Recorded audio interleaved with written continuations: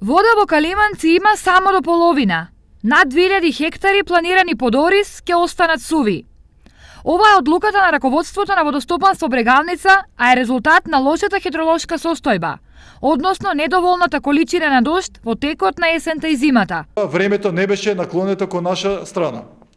Тоа значи дека мораше да пристапиме кон редукција на некои полиња, односно полињата кои што се најголеми потрошувачи, односно полињата кои што се најтешки за водоснабдување, тешки од наша страна, значи каде што не можеме добро да ги снабдиме со вода, и полињата како што рековме кои што се песокливи, односно големи потрошувачи. Во Штипскиот дел под површините под ориз одбиени се следните површини. Тоа е место викано Поле, као Карминци, во село Крупиште, место викано Лака, дел од Долно Крупишко поле, место викано Авлии, Клетовник, Вршник, Недина чешма и Градиште. За дел од земјоделците оваа одлука е разумна.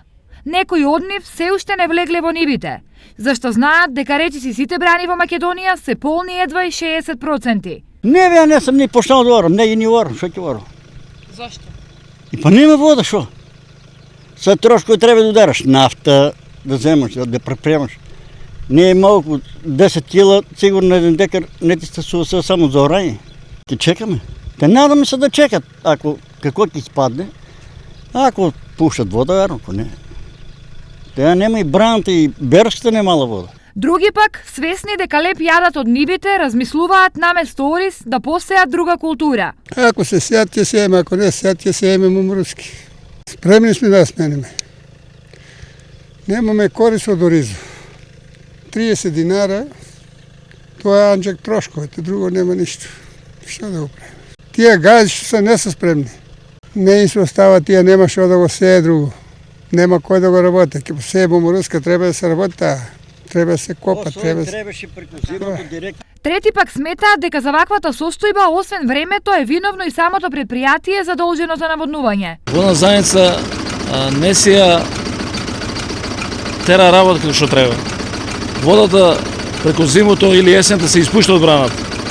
И сега дојде до тоа што они се надат на дождови, на пролетни дождови, ама дождови нема, снегови нема и тоа е тоа. Сега ние ќе страдаме.